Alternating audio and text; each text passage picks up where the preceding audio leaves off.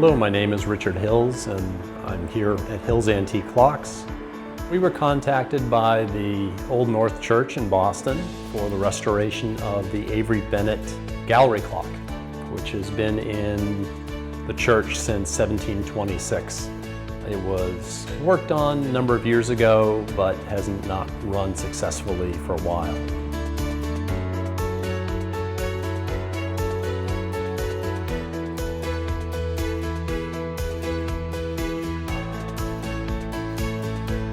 So we made arrangements to go in to see the clock and evaluated it on site initially. It has some damage, which we need to take care of. And then from there, our project was accepted and we have since moved the clock to the shop.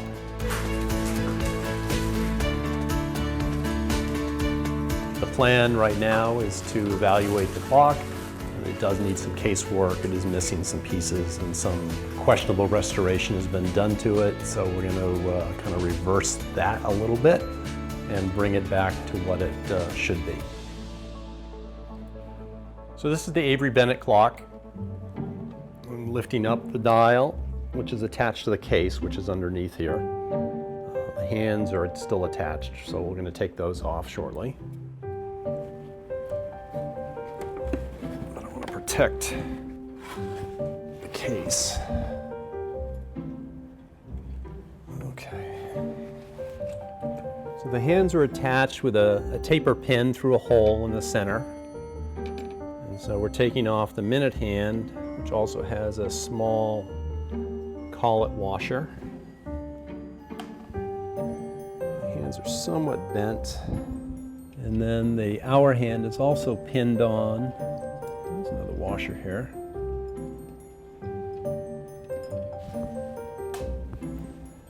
So this has two taper pins on the square on the corners, which is a very typical way of mounting hands for that period. A taper pin is exactly that. It's a pin, metal pin, that is tapered from one end to the other, and is very commonly used in clockmaking to hold pieces together. By squeezing it through a hole, it'll get tight. There were two gentlemen involved with the making of the clock. There was a Richard Avery, who made the mechanism, and a Thomas Bennett. Thomas Bennett made the case. They were parishioners in the church, and we believe it's the only clock that they collaborated on, that they ever produced. Richard Avery is not known to have made another clock, and Thomas Bennett is not known to have made another case. So I'm going to flip this over now. And there are actually all kinds of signatures all over the back of this from people who have worked on it over the years. I always find it amazing with, things, not only how well they have maintained, but the connection with history that this clock has seen in its location since 1726. Well, without a doubt, it's the most historic clock I've ever worked on. And to know its history and the fact that it's been in that location since day one, knowing that that was there when the lanterns were placed in the steeple to essentially start the American Revolution, it gives you goosebumps. It makes you, I'm getting them right now just thinking about it because it's such a historic piece. It's seen so much history. So you can see the mechanism actually has had a little bit of damage. This should not look like this. This is in the wrong place. It's been bent up sideways. This is also one of the parts that was replaced by a gentleman back in the early 2000s because the original one was cracked and pretty weak, although we're probably going to replace this one with something a little more substantial that's more in keeping with what was originally on the clock. So I should be able to take this off the post now.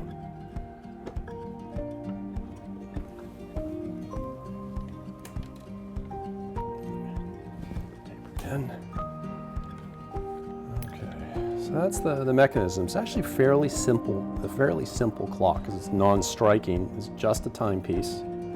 So you have the main wheel that has brass cable on it, which goes down to the pulley, and there's a weight that gives it its power.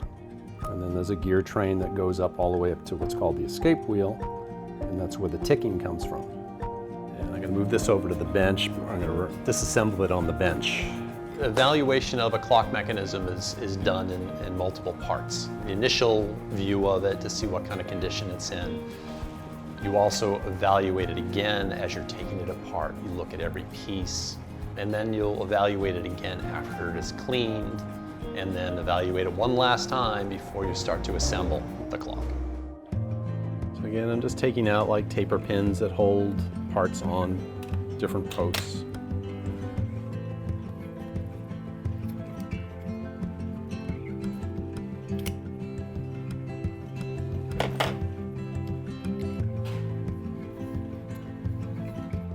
This washer essentially acts as a clutch on this, so it allows you to move the hour hand without it losing tension.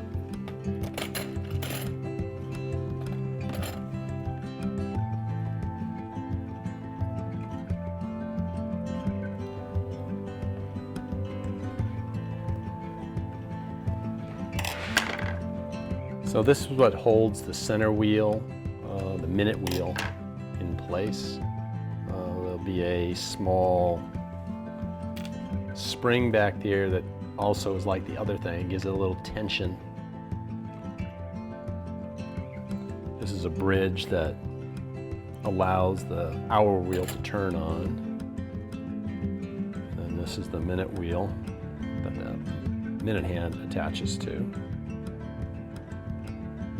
I always find it amazing how well preserved and something that essentially has been running almost for 300 years, that it's still in such remarkable condition.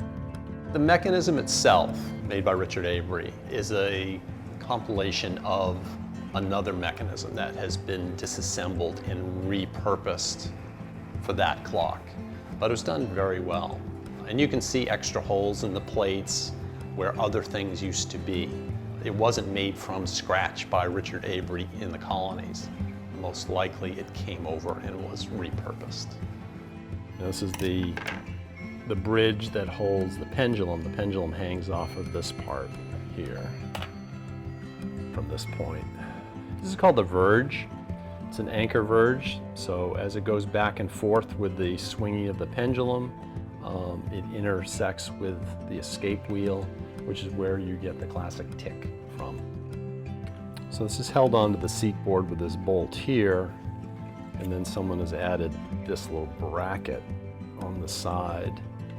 Again, this clock's been worked on by many people over many years, and sometimes people put their own spin on things, trying to improve what's there. There used to be a lot more clockmakers. 20, 25 years ago, every other town had somebody in there with a shop who was restoring clocks, whether it was newer clocks or antique ones. But unfortunately, that's sort of gone by the way. And so there wasn't a lot of choices for the Old North Church to go to. We have a pretty good reputation, and I think that's what led to them coming to us. I hadn't been in the Old North Church since I was probably 8 on a field trip. So I wasn't super familiar with the clock other than knowing it was there. But the more I researched it, the more I was excited about it and really wanted to be part of it. I have a little different philosophy on the early things that, you just really want to restore them back to what they were. You don't try to improve upon what the original clockmaker had in mind. Even though you can look at something and say, yeah, if I did it this way, it would be better. I don't do that, especially with a historic piece like this. It's been this way for a very long time. I just want to keep it going. I've been doing this since I was a teenager. My brother David had an antique clock shop when I was growing up in Wellesley, and I worked for him on weekends and vacations and when I was home from college, and he trained me. He was a great craftsman. He could make or do just about anything. So he had very high standards too. So if I did it wrong, he told me, and I had to correct it and do it again. So it was a great person to learn from. He has passed, and unfortunately he developed Alzheimer's at an early age. And so everything that he could do went away. And so that was very difficult to deal with, to know somebody you respected so much just was gone. And the person he was gone. And his ability, his training, his insight was gone. That's why the picture's here in the shop. And it's very important to me.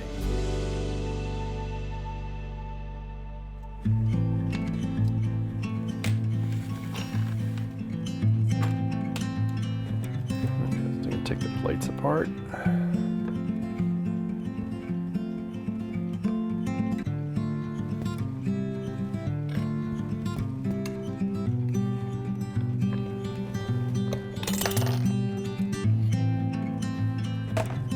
So this is the escape wheel. This is where the ticking does come from at this point. It intersects with the verge at that point, that angle. And that's what propels this back and forth with the pendulum. That just minute amount of energy pushing on the pallet is enough to keep a fairly heavy pendulum moving constantly. So this is the main wheel. This is when the clock gets wound, gets turned and pulls the cable up on the barrel. So we're going to be replacing the brass cable with new brass cable. This has been replaced many times over the years. So once we clean this, we'll inspect it again to see what condition it is. It's a little hard to see the gearing when it's a little dirty. So as I'm looking at the clock, it looks as though it's in okay condition with the exception of the damage to what's called the verge. We're also going to be looking at the pinions once it's cleaned. They look like they've been repaired in the past, and I want to make sure that they're functioning okay. As a second part to this project, we have to do a little bit of case work, so I just want to evaluate the case and see what we need to do. Okay, so this is what actually gets hung on the wall. So, I mean, it's had a lot of work done to it over the years. These two pieces, which I'm not sure if they're original equipment or not.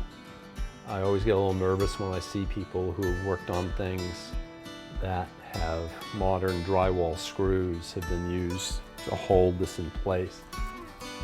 And so I think this has probably been replaced at one time or another, and probably this one too. This is a little access side door on it. These hinges are not original either, they've been replaced. The case is made to look in a style that's very similar to what's called an Act of Parliament clock. Very large clocks, meant to be seen, typically a very large dial, usually round, but in this case the Avery Bennett clock is octagon, and then it has a long drop in the middle that houses the pendulum. So the front door is missing a piece here. There's a little half-round piece of molding that's missing off of the front. So we'll be making a replacement for this, and then we have to color it so it matches what's there now. So this whole bottom section here is really loose. So we're gonna have to essentially pull this apart a little bit in order to glue it properly. And then essentially just cleaning it. I don't want to change anything. I don't want to change the color. We just want to make sure it's stable and that it can run for another 200 years. The case is very loose. It hasn't been re-glued in a long time. So I'm going to be taking it apart to some degree in order to re-glue it. And it does hang 20 feet over the balcony as people are walking underneath it. And I would certainly hate to see something fall on someone. So the overall condition of the mechanism is average. It's had some wear. Once I clean it, I'll have a better feel for its overall condition. I know I do have to make some pieces. The case itself is actually probably a little more loose than I originally thought. It's also exceedingly dirty, just from environmental dirt from its space. It's in the city and it gets a lot of dirt on it. My guess is I'll probably have the clock for a couple of months. I'm very excited about it. I feel a deep responsibility to do it correctly. It's just one piece at a time, slowly.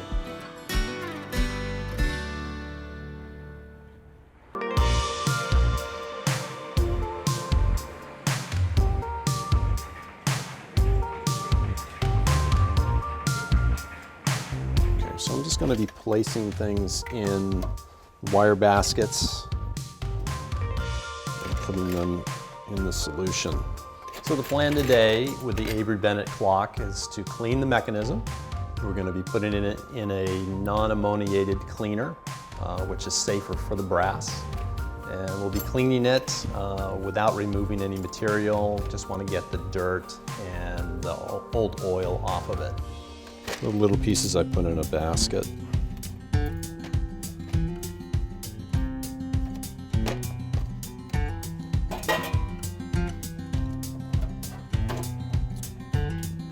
It's essentially a soapy solution, room temperature, and it will break up the oils and take off the dirt. So I'm going to, at this point, let the mechanism soak for a little bit. While I'm doing that, I'm going to continue to evaluate the case. This whole base part is very loose and pretty much ready to fall off. There's a fair amount of area that needs to be strengthened. So there's these two metal straps either side that go down to the bottom, and in the very bottom there's a large piece of wood that's hanging off the straps. And I'm assuming that's there to prevent the very heavy weight from going through the bottom of the case if the cable ever broke. Let's see if this will...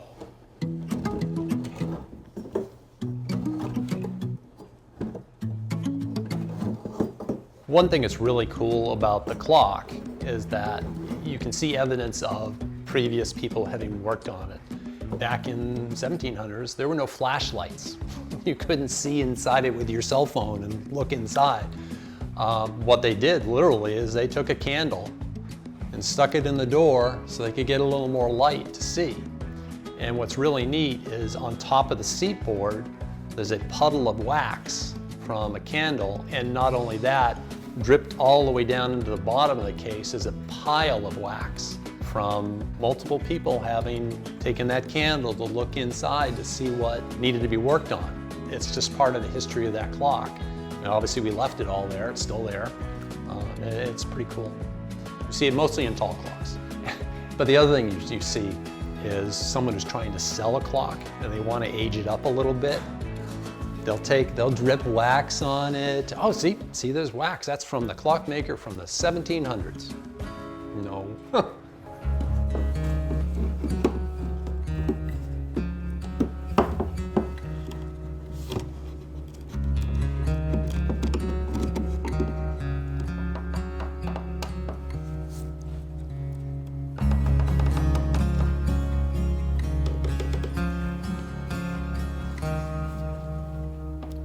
It's like 5 million nails in this. So at this point, I'm trying to remove the base. It's quite loose. It does have some nails that are still holding it partially in place, trying not to damage it as I'm taking it apart. So these moldings are not original to the clock. But it is overall 300 years old, so someone took a little poetic license and did some repair work.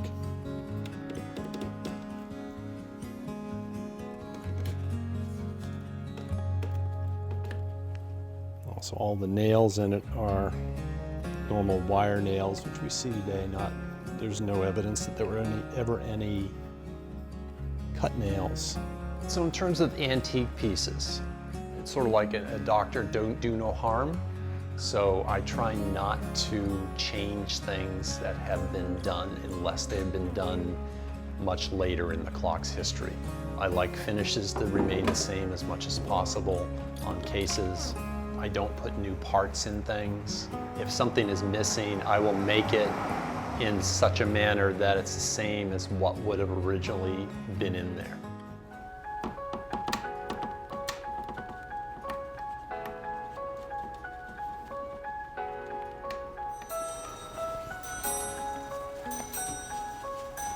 I'm having trouble getting the bottom off carefully. A little nervous that as I'm doing this, something's going to break.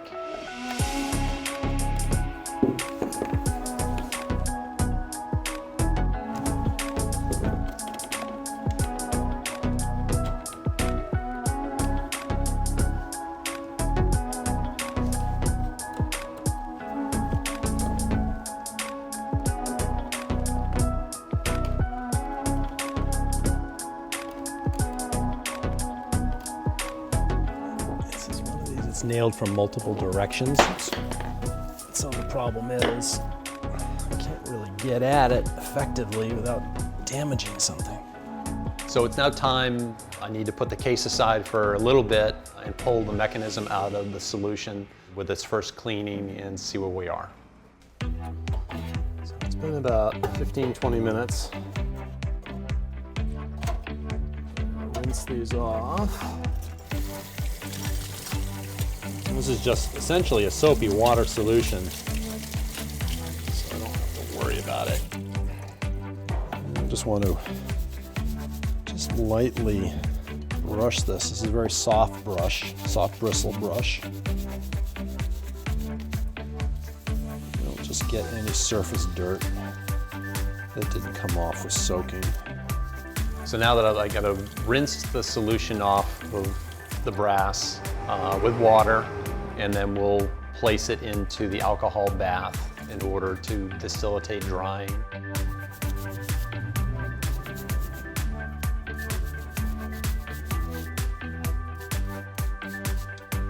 Get in between all the teeth.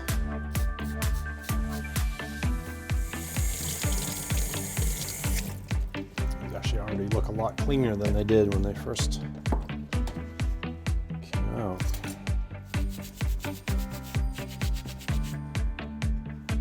This is the escape wheel, which is the very top gear. This is the main wheel gear, attaches to the barrel. It's the heaviest, and also has the most weight on it, essentially.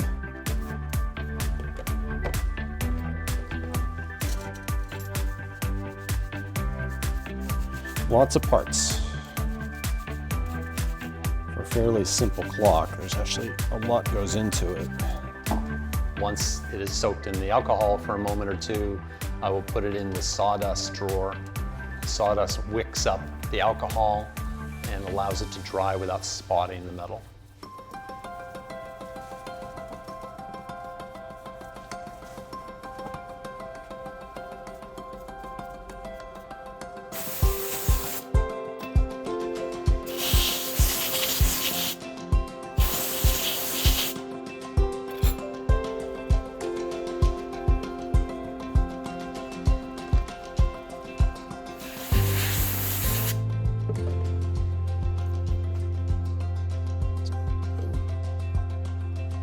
It's neat. If you look carefully at the plate itself, you'll see fingerprints that have etched into the plate, especially this one right here. You can really see that.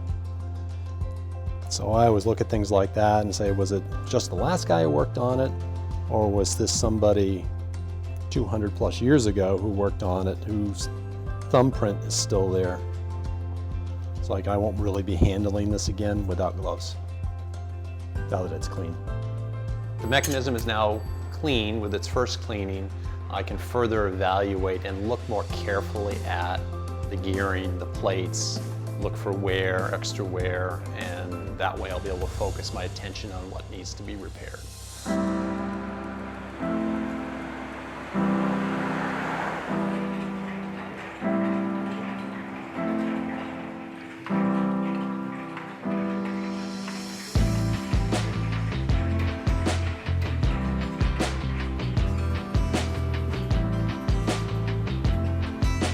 So it was slowly trying to pry the base apart, eventually just wiggling it back and forth, and using a chisel I was able to pop the bottom off. Did break one piece of molding, but I'll be able to repair that.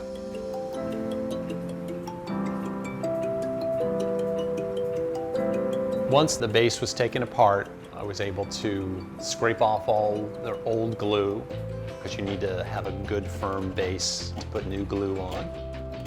So we re-glued it and clamped it using hide glue, which was the original style glue that was in the case. Hide glue was what was used in the day.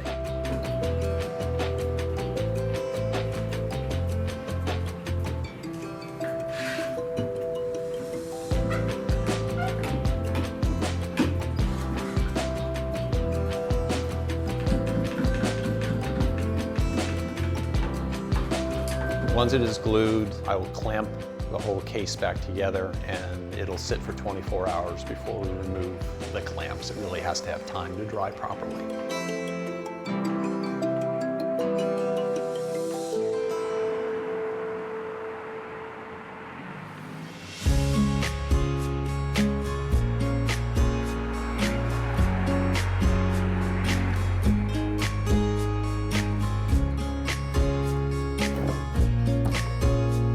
So this is the door from the Avery Bennett clock, and it is missing this piece of molding. The other three pieces that are on here do appear to be original. They have the right patina on the back, the color looks good, and there's evidence of little bits of gold leaf underneath that has been painted over. So the trick is going to be to gold leaf it and then color it to match what the existing is. The first thing we got to do is get the right shape. This morning we have several things we're going to be working on, including the case. We have to make a molding for the front door, and we'll also be working on the mechanism. We need to correct a previously repaired part that needs a little adjustment. Okay, so I picked out a few pieces of antique wood that were in my scrap pile. They have the right color and they're the right style wood for this particular clock. I think I'm going to go with this one. It's a little wider. So we're going to be cutting it on the bandsaw just to get a strip just roughed in. And we'll go from there.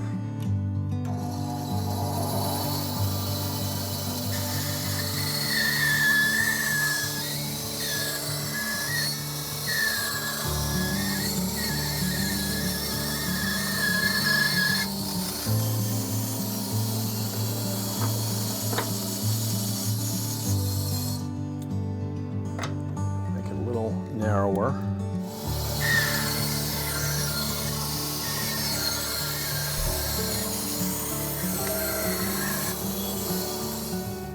That's about the right dimension that we need, and I'm going to now put a curve on it. So I started off making just this very simple template out of a piece of cardboard to get the shape, and then transferred that shape to a piece of steel. Cut that in on the grinder to give me the shape. So when you put it down over the piece, it matches pretty well. I'm using an older method, which is really just making a scraper. And I'm just going to put a little nail in this into the bench to keep it still for me. Those are ends we won't be using. And then it is simply just grabbing this and scraping.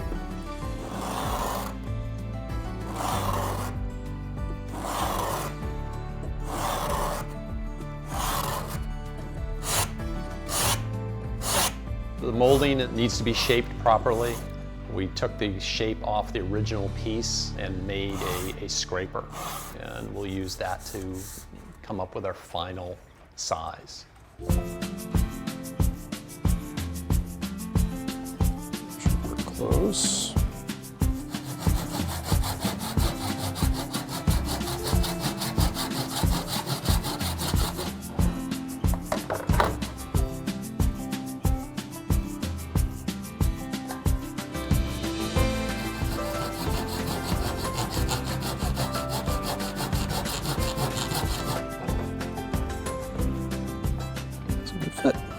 We've now made the piece of molding and it fits the right size. The original moldings have had a multiple number of finishes on it. Originally, it most likely was gold leafed. To get a base that will accept gold leaf, you have to use a product called gesso. So this is just artist gesso. It's a medium for building up the surface. So when I gold leaf this, it'll stick and it'll also be nice and smooth. So I'm going to put multiple layers of the gesso on here. Allow it to dry between coats until we get a nice smooth surface. So once I'm done with the gesso and getting that ready, we'll move on to something else.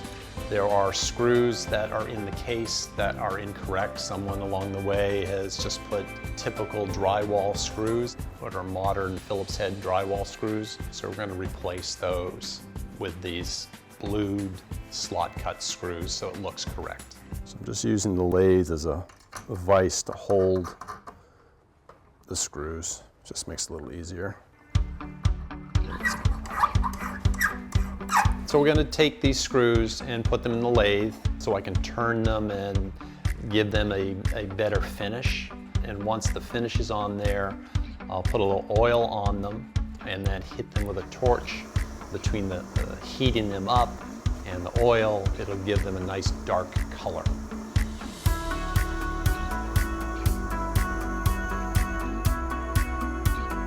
File it just a little bit more.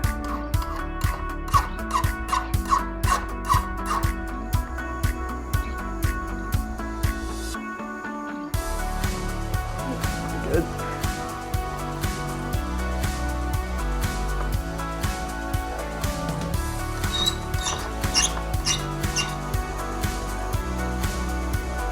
Here we go.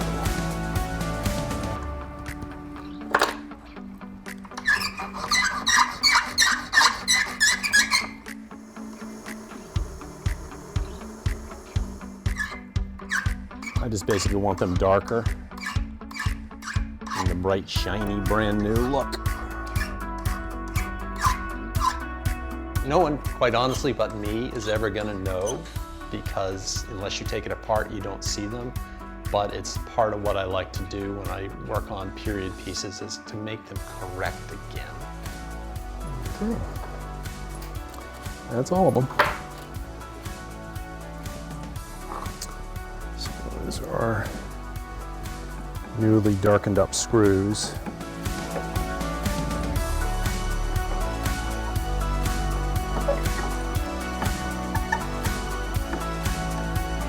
There we go. That's much nicer than old modern Phillips head screws.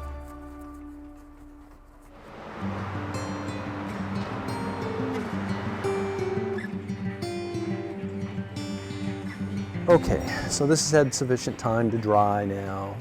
We're just going to use the metal leaf on this, not gold leaf. It has the look of gold leaf, but there's no gold in it, since it's going to be covered with paint anyway. So what we'll do is just gently lay a piece here.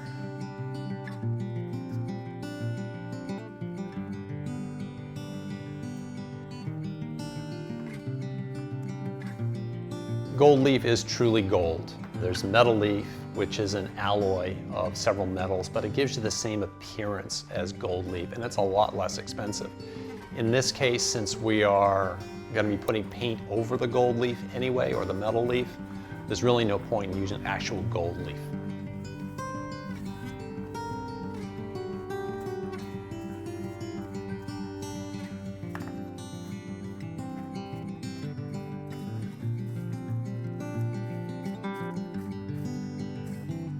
Metal leaf doesn't tear as easily as a gold leaf. So I'll go back over it. A little more adhesive on some of the spots that didn't get adhesive, and we'll put a second coat. Because I like to do things to match what's on there, I wanted the multiple layers of paint and gold leaf to essentially mimic what's on there. Again, nobody but me is really going to know it's any different, but it makes me feel better about the project. Okay, so this is the finished piece. It's had several coats of the metal leaf on it. It is essentially ready to go on the piece, and then we'll be coloring it to match everything else, but it's easier to color something once it's attached. So we're going to be gluing this piece on with hide glue, not your normal carpenter's glue. So I'm going to put this on very gently.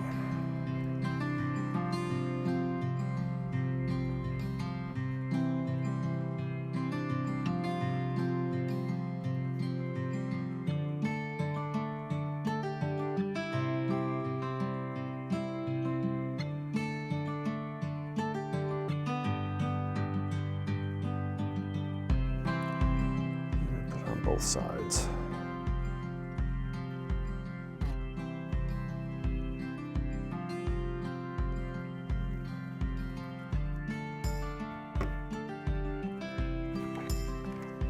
And we'll just clamp it to keep it in place and let it dry for a day. In order to color match this piece of molding, that is not my real forte because I am actually colorblind. So it works out that we have an artist who is in the building, and she has volunteered to color match this piece of molding for me. So the orientation of these is essentially how they would be between the plates. And I'll just adjust it so they work with each other here.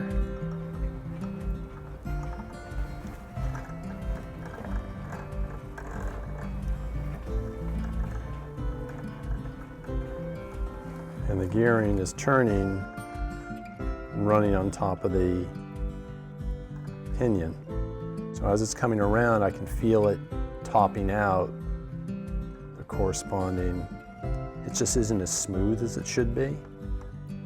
And when you look very closely at the pinion surface, it's very rough and needs to be smoothed out. Upon inspecting the gearing, I do see that several of the pinions have been micro-welded. The process of micro-welding is not a traditional process. It's not something, quite honestly, that I've really seen in clockmaking. I understand why they did it, but I don't really agree with how they did it. So right here, the way these are interacting with each other, I can definitely feel a bind as it's coming around. When a clock runs, it slowly wears. So you have the brass gear running on the steel pinion. Eventually, over 200 plus years, it's going to make a small groove in that pinion. And that's what happens. They slowly get a little deeper, a little deeper, a little deeper. Once they get to a certain point, you get to a tipping point where the gear no longer meshes with each other well. Someone along the way has re-welded metal into the groove, but they didn't quite finish it right. So it's too proud, it stands up too high. So there's a lot of chatter as the gears kind of mesh with each other, and they tend to bind a little bit. So I'm gonna try to correct that as best I can. Okay, so we're just gonna start really slowly with a little bit of wet dry sandpaper. It's about 320, and I'm just slowly gonna be taking just one side of each tooth down, just a little bit. Take the rough spot off.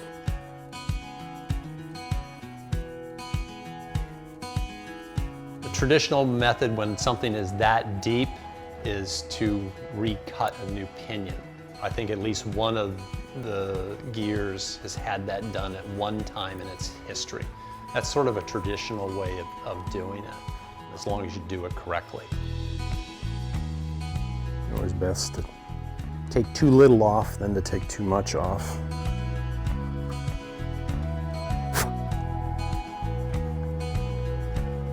I'm not feeling that spot anymore. It's much smoother now. So now I'll just put a final polish on the pinion leaves with some rotten stone. It's basically a type of pumice, but it's very fine. We're going to move on to polishing it with a material, what's called rotten stone, on a stick. That'll put a polish back on the metal, so it'll be more slippery. Put in some oil on my stick, which I shaped to the shape I want it to be.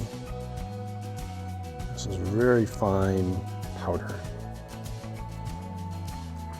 I just got to clean it all off. It's sort of a laborious, slow process to slowly file off and sand and polish the surface, but it needs to be done.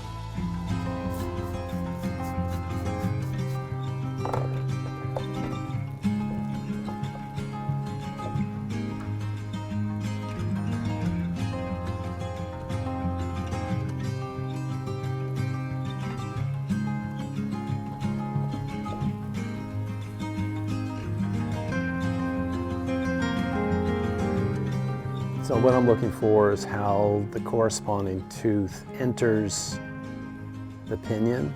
So it's sliding across the pinion, it's not bumping it on the end, or before it was bumping. Now it's just a nice smooth transition, and I don't feel any resistance. It's just nice and smooth as I'm feeling it. That's good. The gearing looks good. I'm happy with the quality, and I'm now going to again move to the case and continue with parts of that. So we need to clean the case somewhat just to get some of the environmental dirt off of it. It's not really going to change its appearance a whole lot, but because of its location in the church and there's a lot of air exchange, and it is actually surprisingly dirty.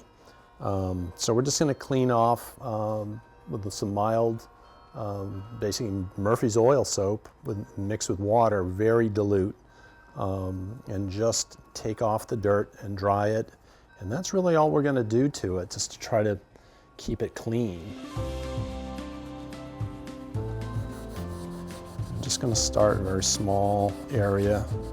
The clock case itself is very dirty, and we need to remove it in a gentle fashion as to not damage the existing finish. So we're going to use basically the least damaging thing first, which is water. So we're going to clean it as best we can with water and a cloth, and then we'll move on to a little stronger, probably a Murphy's oil soap, something like that, very dilute, to just get some of the dirt off.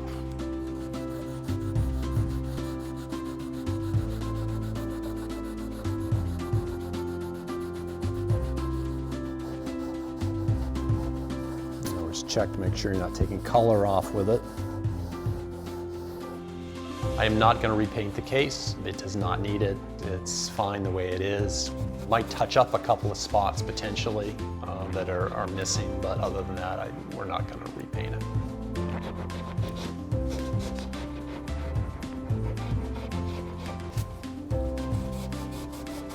See how dirty that is coming right off.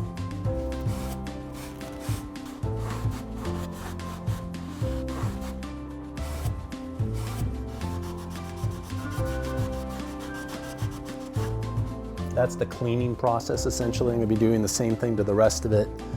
And then the dial also, which I'll have to be more careful on the dial, just because it's the dial.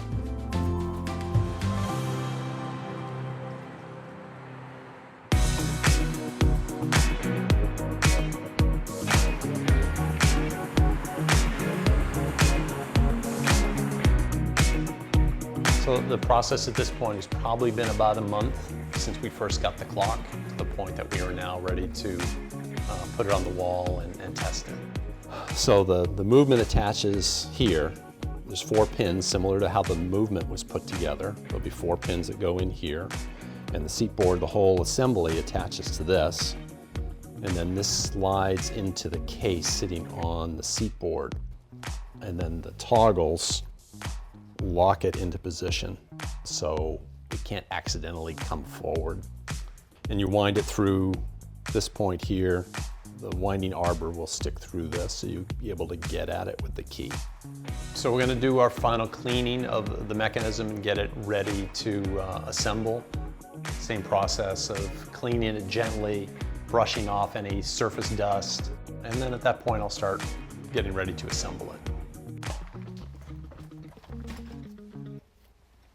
Okay, so we're just going to be re-cleaning some of the gearing now that we went through and adjusted all the pinions as needed. So we're just going to give them a quick little bath.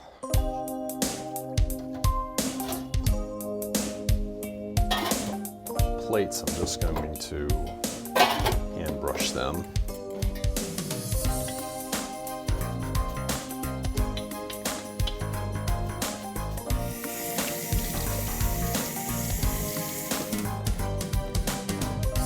Put it in an alcohol bath just to pull any water off of it.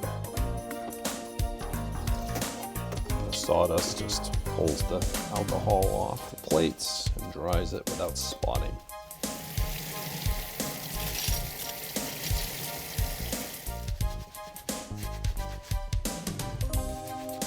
Right, the end of the verge, we redid the crutch. It's much stiffer now. This is the part we replaced here.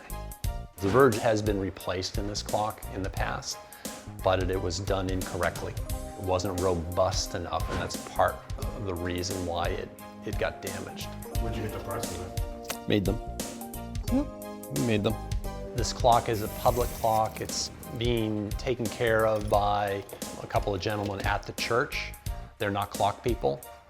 So they don't necessarily understand how it needs to be handled, although I'm going to teach them as best I can as to not damage it in the future.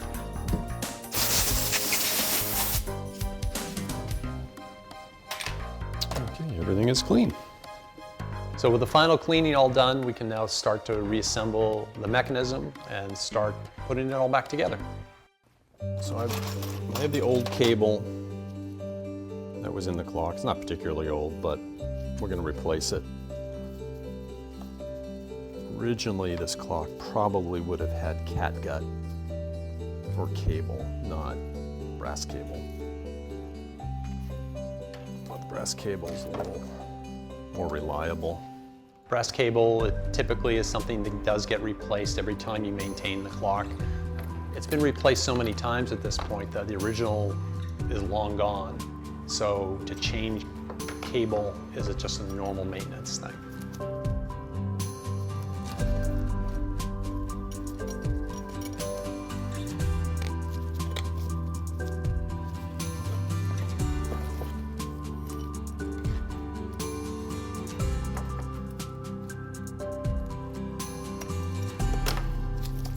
That's better. I'm just going to lubricate a couple of spots.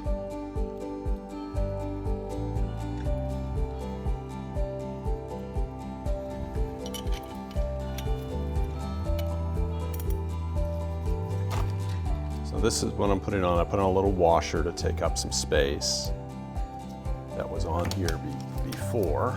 And then there's a U-shaped clip that goes on that holds the barrel to the main wheel gear.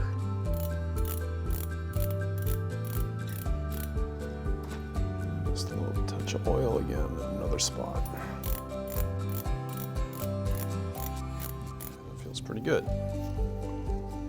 Okay, this is the main wheel. Same thing, we're going to touch a little oil to a couple spots. This is the hour, I should say hour wheel. And it has a similar clip to the main wheel, but just a larger scale.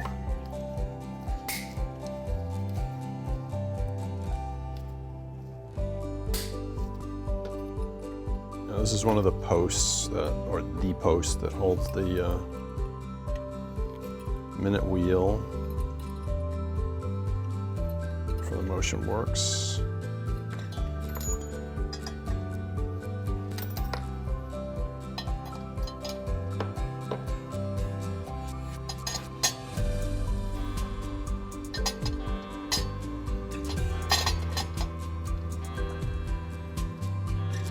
Very simple movement, very little to it actually. So as we start to reassemble the mechanism, it does follow a traditional pattern of how a traditional English tall clock movement is put together.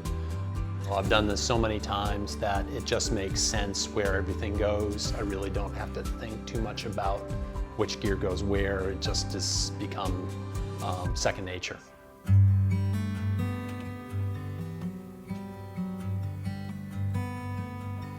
It's important not to drag the pivots across the plates so you don't raise any burrs as you're doing it, because that'll get stuck in the bearing surface. These are posts, or taper pins that hold the posts to the front plate. Okay, so I'm just going to lubricate the front plate now.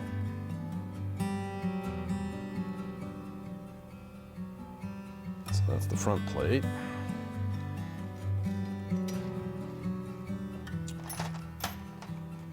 Place on a piece called the canoe spring, and I'll put just a little lubricant on that, just on the tips. It goes on the center wheel.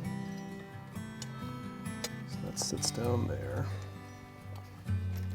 And then on top of that, we'll put a minute wheel, put a little lubrication inside, and then that sits on top of the canoe spring. And you can see when I move it up and down, it gives it some tension. So when we attach the hour or the minute hand to the front, it won't just spin, it'll stay in position. And then there's the hour bridge. I have some original screws with this, which are nice, so we're gonna make sure they go back in the same spot. They're very delicate with antique screws, because sometimes they'll break if you're not careful. And then this sits on here. This is the hour wheel. This is where the hour hand attaches. So the minute hand attaches to this shaft, and the hour hand attaches to this shaft. And it is geared in such a manner that it will only turn 1/12 of a rotation every time the center wheel turns. So that's how you get the difference between minutes and hours. Then we're going to put the verge on, and I'm going to put a little lubrication on the faces of the pallets. That is where the tick comes from. That's what propels the pendulum back and forth.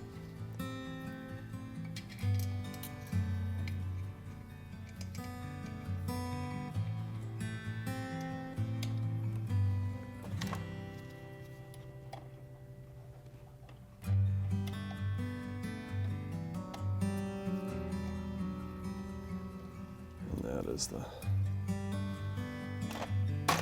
part that holds the pendulum.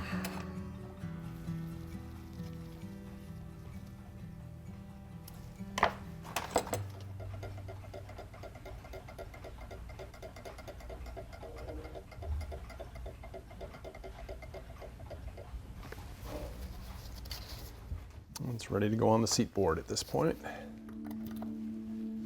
And let's set it up for test.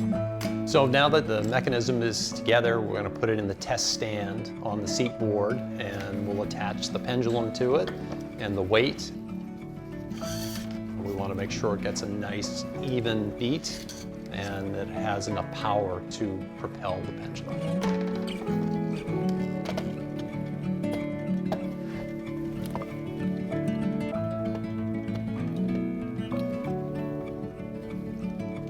Nut we're going to put on the bottom here.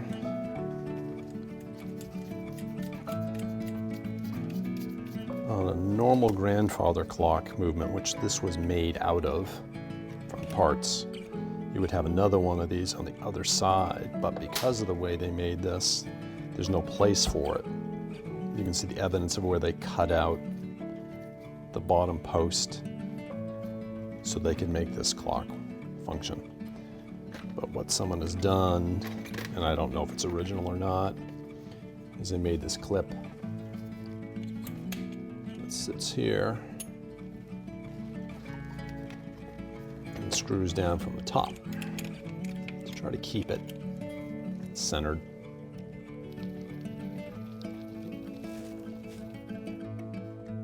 Put a little lubrication on the pulley also. Very cool. Just goes on the cable.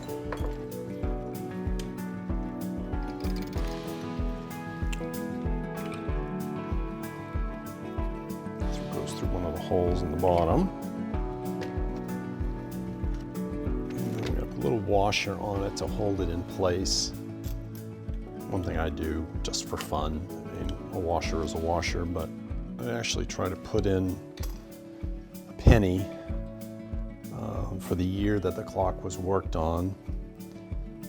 In this case, I have 2023. I don't have any 2024 pennies yet, but it's just a fun thing to do, and I use that for a washer.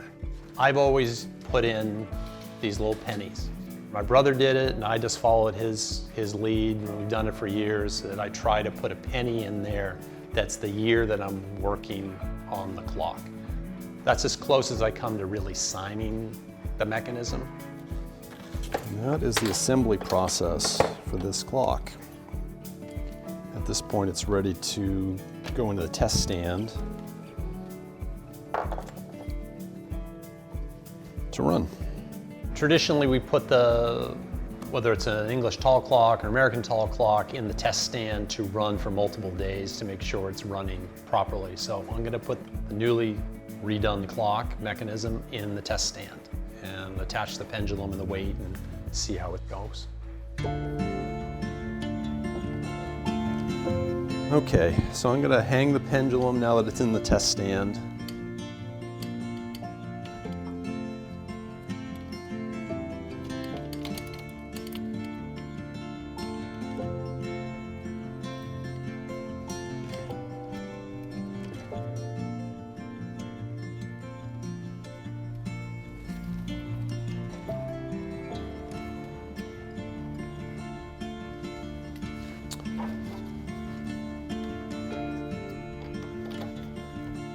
It's going to wind some cable on the barrel.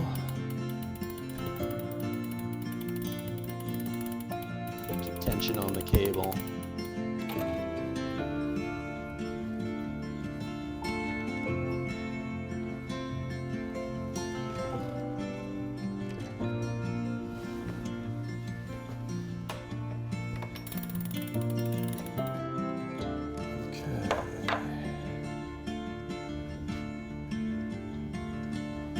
Adjust the verge. The weight is what gives the mechanism its power to move forward, to drive the hands and to run the pendulum. Without the weight, it won't function at all. So that's where the power is coming from.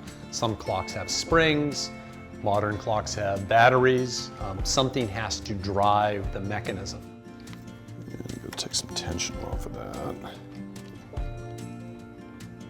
Weight-driven clocks are inherently more accurate than spring-driven clocks. The weight never changes. If you're really fussy, you can get them exceedingly accurate.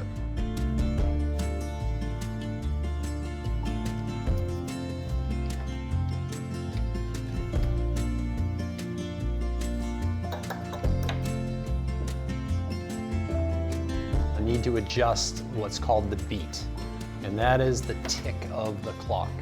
You want the tick to be nice and even, a nice rhythmic tick, tick, tick, tick, as opposed to a tick, tick, tick, tick, tick, tick. So I'm adjusting the crutch, which we've now made a new crutch, by manipulating its angle in order to get that beat even. I'll have to do it again when I get to the church and we put it in for the last time.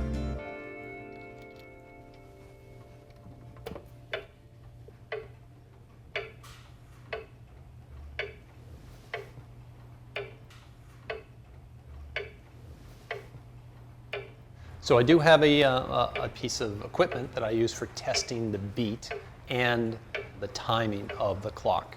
Now this particular mechanism is referred to as a seconds pendulum clock, which means it takes 1 second for the pendulum to get from one side of the clock to the other, which is 1 tick. Okay? So tick, tick is 2 seconds. The testing equipment measures that. It listens to that for a period of time and then you have your theoretical number of ticks per hour, and that's what I'm looking for. This is a seconds pendulum, so it'll be 3,600 ticks per hour, and that's how I time these, at least in the shop.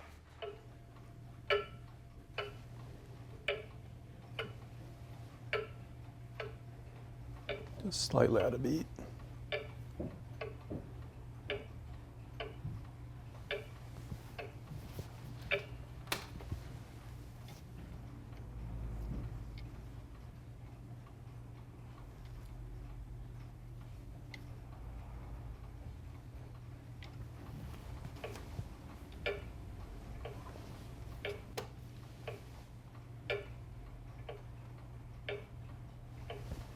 That sounds better. The clock is now in beat. It sounds really good. I'm going to let the clock now run for probably about a week in the test stand so I can make sure it's running properly, and then we'll move it to the case, but again run it in the shop in the case for an extended period of time. Probably will run it for at least 2 weeks in the shop before I'm ready to deliver it back to the Old North Church.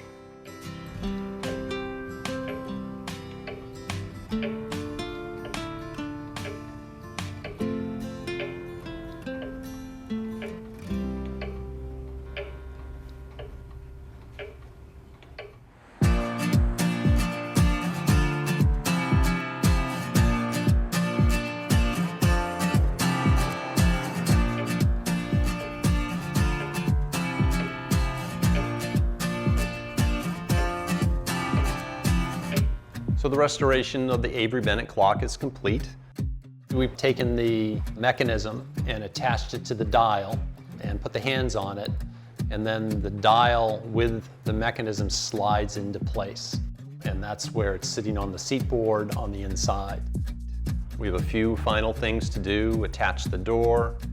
We replace the piece of molding on the door, which the artist has colored to match. It was done by Cheryl Clinton here in Holliston. So just a few things.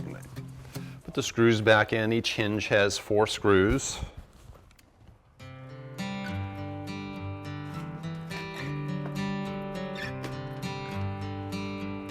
can see the original strap hinges from the clock.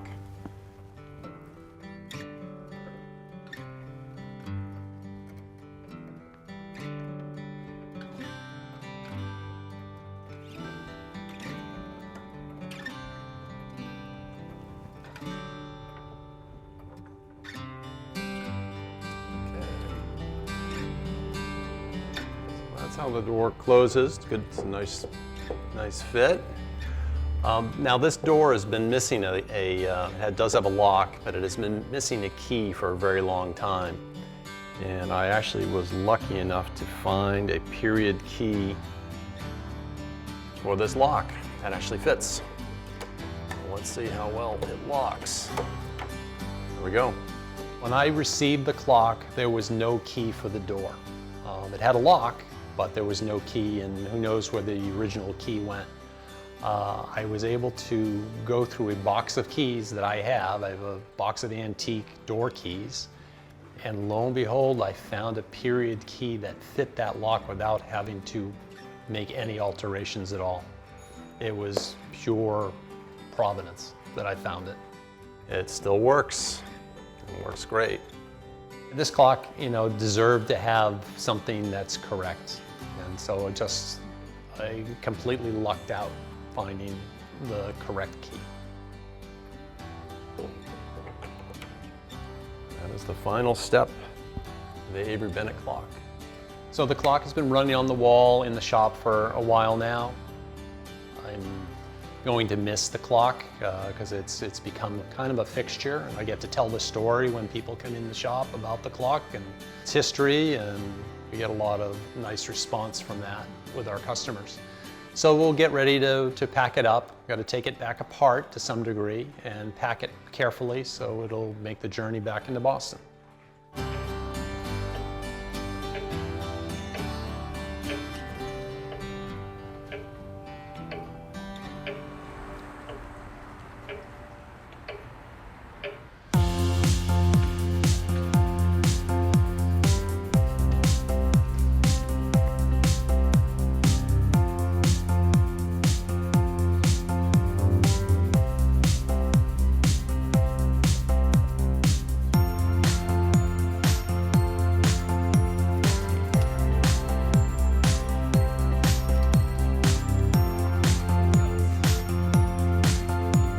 restoration is complete and is ready to go back up in the church.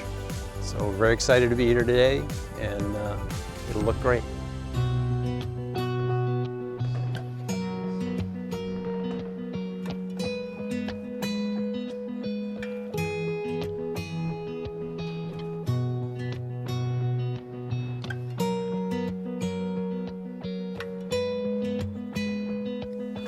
Let's go up.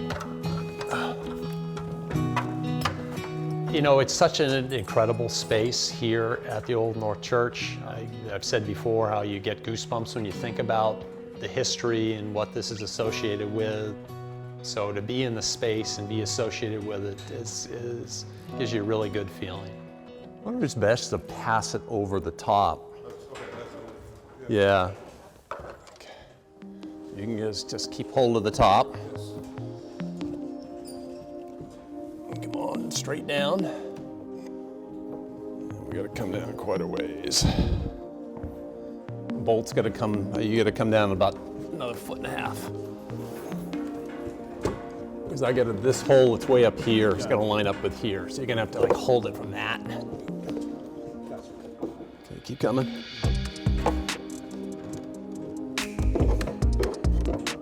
Keep coming. Getting close. There we go. I don't know which bolt was in the top. They're pretty much, they look pretty much the same. So. The main body of the case is actually bolted with lag bolts into the frame of the balcony. So it's attached very, very well. There's actually steel plates on the inside of the case with a hole in it, and the bolt goes through that, which really supports the case well.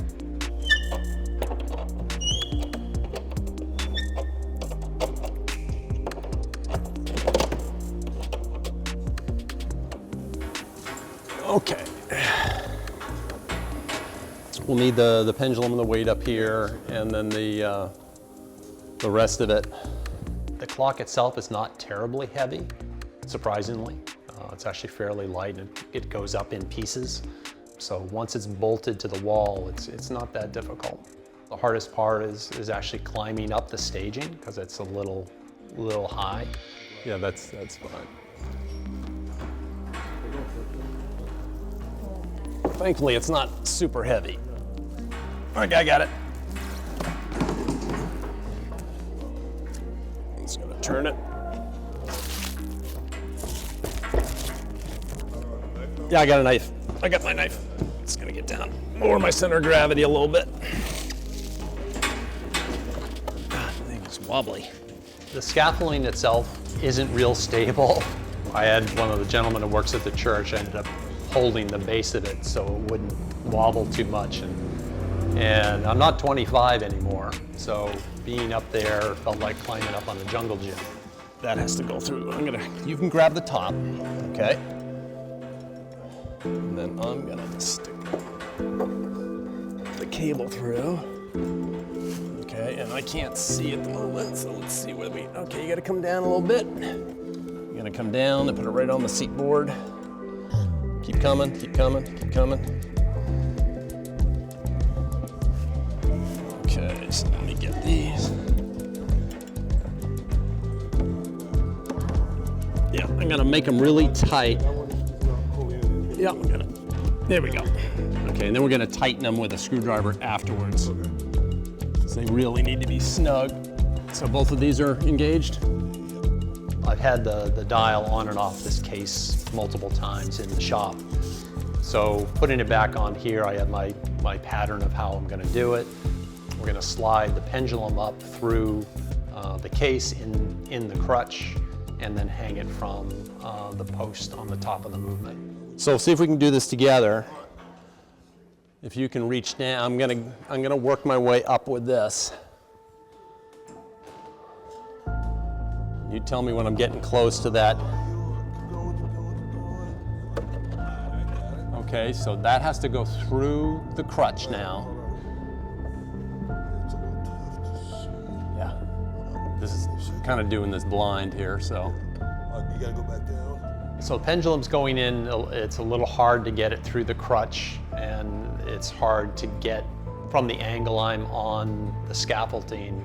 So we'll try to get it from the top a little bit, see if he can get a little better angle on it. Okay. You gotta go back. Back down a lot? Okay. The key is we do not want to bend that piece. So I'm always worried about damaging it, so I want to make sure that we do it slowly, take our time. I'm through.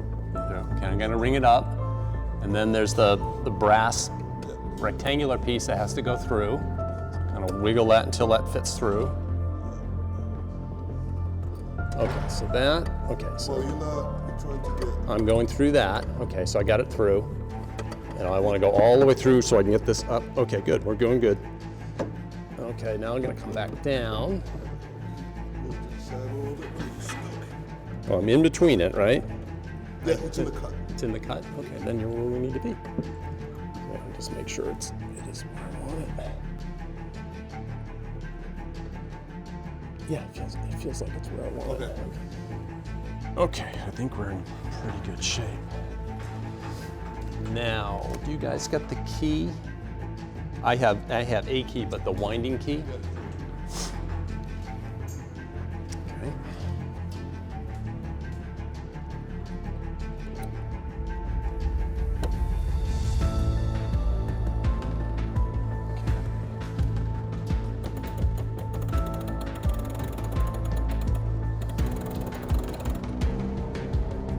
Only go that far for now. Let's get this in the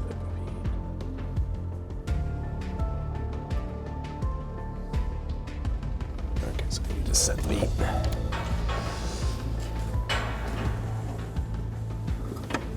So it's getting a little more difficult now that the dial is on the front of the case. My access points have dropped, so I have to go through the side door to really see what I'm doing. I have to reach around and kind of hang over the edge of the scaffolding a little bit in order to get the tick proper.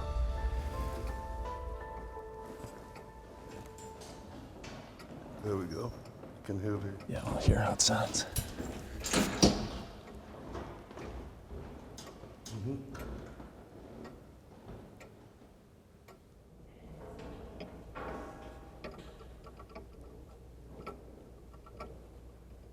That sounds better. Okay.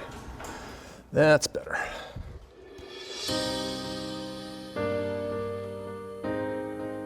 The key thing is we don't want the hands hitting each other because that will stop the clock. So make sure since it got transported it was still good. I want to make sure that there's no interference with the hands. So I'm adjusting the hands themselves, slightly bending one in and one out in order so they can clear.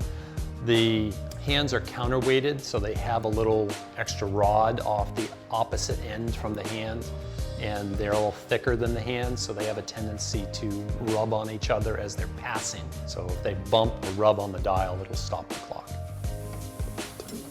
We got about 11:08. That's the one I make sure it doesn't bump. Okay.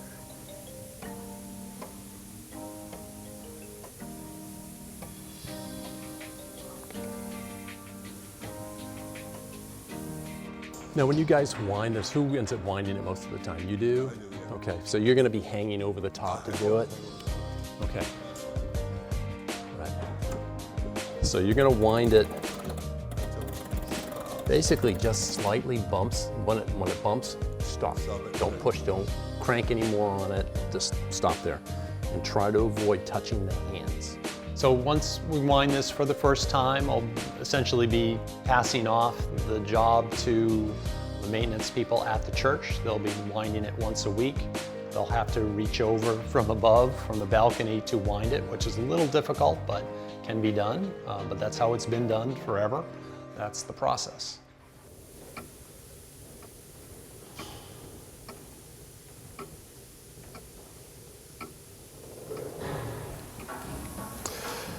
Okay. I think that's the majority of it right now. Just gonna watch it for a little bit. Good job. Successful mission. Thank you. Now that the project is done, you can reflect on having worked on it, becoming a piece of its history, and that's really important to me.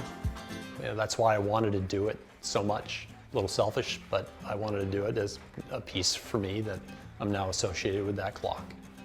I mean, I enjoyed working on it, so for it to be done completely, was a little bittersweet because I like working on it. It was an immense satisfaction of knowing this clock is ready to go for another 100 years without really a ton of attention. I would love to have kept it in the shop because it looks so good in the shop. I'm sure from time to time they'll call me to come in to do maintenance, so this won't be the last time I'm dealing with the clock. Yeah, it's a great clock.